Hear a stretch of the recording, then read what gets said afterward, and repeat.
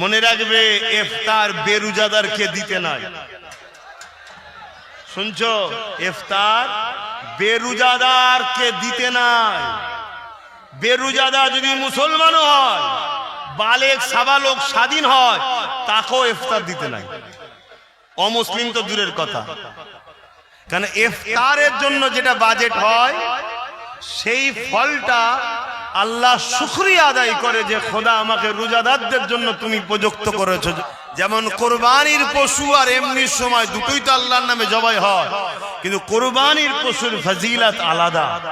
তো একই জিনিস ইফতারের জন্য যেটা বরাদ্দ করা হয় এর ফজিলত অনেক বেড়ে যায় যেটা রোজাদারদের জন্য।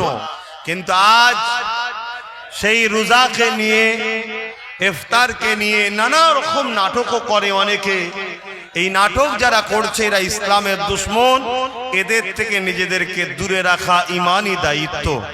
সিদ্দিকীকে এই জন্যই ভালো লাগে, মুখের উপরে সত্যি কথাটা বলে বলে। হ্যাঁ, আমাদের পিসিমণি রমজান মাসে রোজা না রেখে ইফতার পালন করতে গেছে হিজাব পরে। কেন বলো তো? সামনে ভোট না, মন রাখতে হবে তো নাকি?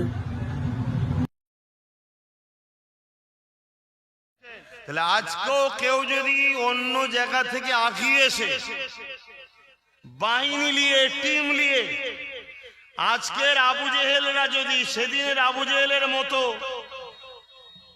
রোজার মাসও হামলা করতে আসে, আমার রাসূলুল্লাহ সাহাবারা আমাদের শিখিয়েছে পরিবার, সন্তান, মা বাপ, এলাকার ইজ্জত রক্ষার জন্য আমাদেরকে বদর যদি আবার হয় ডিফেন্সে নামতে হবে। রাজি আছেন তো নাকি? হাত তুলে রোজার মাসে বলুন, আছেন তো নাকি? এই জিনিসটা বুঝতে হবে। কেন তারিখে হাদিস এজন্য জানা দরকার।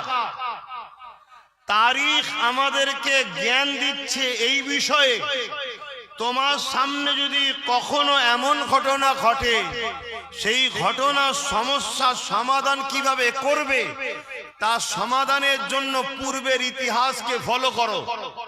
শুনছেন তো?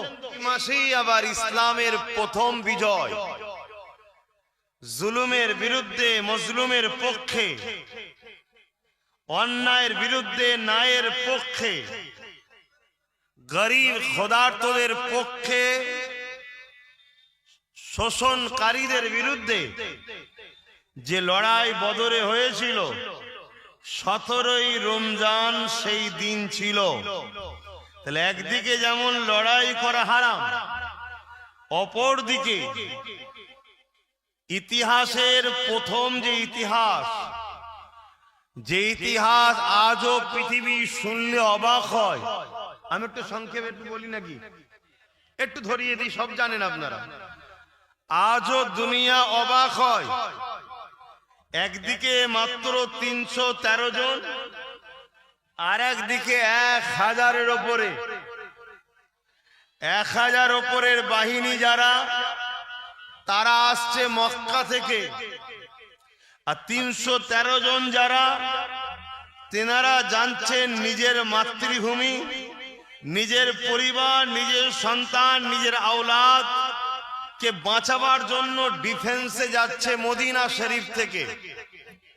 ভৌগোলিক পরিস্থিতি বুঝবেন। কেন শয়তান মানুষ রূপে কিছু আছে, তারা আবার এই রোজার মাস থেকে টার্গেট বেশি করে। কেন? তারা জানে মুসলমানরা এই সময় তসবিহ, তাহলিল, নামাজ, রোজা, জিকির, আজকার, অন্য সময় যে জন ছেলে কোনো বদমাইশি করলেও রোজার মাসে একটু আল্লাহ আল্লাহ করে, একটু তসবিহ পড়ে, একটু মসজিদে ভিড় করে। কিছু মানবরূপী শয়তান আবার এই দিনটাকে সুযোগ নেয়। একটু ইতিহাসটা জেনে রাখা দরকার। কি আব্বা একটু জানানো দরকার তো? হ্যাঁ, একটু জানানো দরকার। কেন? মনে রাখবেন রাসূল সাল্লাল্লাহু এই রোজার মাসে শয়তানকে চিনজিল দিয়ে বাঁধা থাকে। শয়তান বাঁধা আছে তো কি হয়েছে? শয়তান তার চেলা তৈরি করেছে না করেনি? যেমন টাটকা চেলা তো মাঝে মাঝে আপনাদের এলাকা তো আসে, এটা বড় শয়তানের চেলা, কথা বুঝলেন? তবে আমি মনে করি একে দেখে শয়তানও মাঝে মাঝে ঘাবড়ে যায়। যদি বলেন এটা কেমন করে হয়, ফেরাউন আর শয়তানের একদিন ঝগড়া হচ্ছে। ফেরাউন নাম শুনেছেন তো? ফেরাউন আর শয়তানের একদিন ঝগড়া হচ্ছে, খুব ঝগড়া বেড়ে গেছে। বেড়ে বেড়ে এক জায়গায় শয়তান ফেরাউনকে বলে উঠেছে, মন দিয়ে শুনবেন, শয়তান ফেরাউনকে বলে উঠেছে, ফেরাউন আমি শয়তান হতে পারি, তুই কিন্তু আমার থেকে বড় শয়তান। বলছে কেন? বলছে আমি এত বড় শয়তান হওয়ার পরও নিজেকে খোদা দাবি কখনো করিনি, আর তুই এত বড় শয়তান আনা রব্বুকুমুল আলা দাবি করেছিস, বড় খোদা দাবি করেছিস, অতএব তুই আমার থেকে বড় শয়তান। আমি কেন আগে কথা বললাম যে এই শয়তানকে দেখে শয়তানও টেনশন পায়? সেদিন ফেরান ডাইরেক্ট শয়তান দাবি করেছিল। আজকে তোমাদের এলাকার যে আবির্ভাব শয়তান, ও শয়তান নিজে খোদা দাবি করেনি, তার চেলাকে দিয়ে বলেছে আমাকে খোদা বল। বলেছে না বলেন? এজন্যই বললাম যে একে দেখেও মনে হয় শয়তান মাঝে মাঝে টেনশন পায়। কথা বুঝলেন তো? যাই হোক, এই রোজার মাসে একদিকে তাহলে 1000, আর একদিকে 313 জন, 1000 জন আসছে জুলুম করতে। মক্কা থেকে গাইজুয়ারি দিয়ে 430 কিলোমিটার অতিক্রম করে আসছে। উদ্দেশ্য কি? মদিনা শান্ত পরিবেশকে নষ্ট করব। শুনছেন? আর মদিনার লোক যাচ্ছে কি জন্যে? আবু জেহেল, উতবা, সাইবা, এই যে 1000 বাহিনীর হাত থেকে পরিবার, মা বোন, প্রতিবেশী মদিনাকে নিরাপদে রাখবো। শুনছেন? যেমন আল্লাহ আমার রসুলে পাককে কোরআন পাকে মুসা নবী রকিয়া শুনিয়েছে, ইব্রাহিম নবী রকিয়া শুনিয়েছে, অনেক নবীদের রকিয়া শুনিয়েছে, ঠিক তেমনি আমাদের জন্য বদরটা একটা শিক্ষার জায়গা।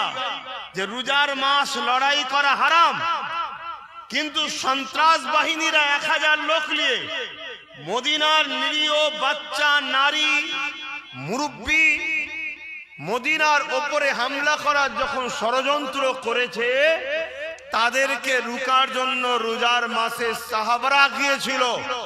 কখনো যদি তোমাদের ওপরও এরকম ঘটনা ঘটে, সেই যুগের আবু জেহেল যা করেছে, এই যুগের আবু জেহেল যদি এরকম কখনো কিছু ঘটায়, তাহলে তোমরা ঘাবড়ে যেও না। নিজেদের পরিবার, সন্তানদের জান বাঁচানোটাও ফরজ। রোজার মাসে লড়াই করা যেমন আমার আল্লাহর পক্ষ থেকে হারাম, অতএব নিজে থেকে আগ বেরিয়ে যেও না। শান্তির জন্য মেসেজ দাও, কিন্তু যদি কেউ সন্ত্রাস বাহিনী এসে হামলা করে, তখন তুমি মনে করো না যেন এটা হারাম লড়াই করে, না, তখন তোমার কাছে তোমার পরিবার, তোমার বাচ্চা, তোমার সম্পদ, তোমার জান, তোমার মাল বাঁচানো তোমার জন্য হবে ফরজ। তখন তোমাকে সাহাবাদের সুন্নাত পালন করতে হবে। জোরে বলুন সুবহানাল্লাহ। এটা তো জানা দরকার বাপ। কেন? আমাদের মধ্যে কিছু মানুষ আছে, আমাদের মধ্যে কিছু মানুষ আছে, তারা সাপকে মারা পর্যন্ত আফসোস করে।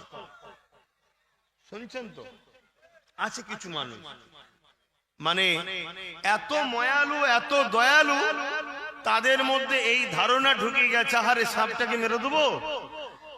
কিন্তু ইসলাম বলছে আশরাফুল মখলুকাত তুমি আমি, আমার তোমার ক্ষতিকারক কোন জিনিস যদি হয়, সেই জিনিসের হাত থেকে জানকে বাঁচানোর জন্য ফরজ, তার জন্য তোমাকে প্রস্তুত যা নিবান নিতে হবে, এটা ইসলাম শিখিয়েছে।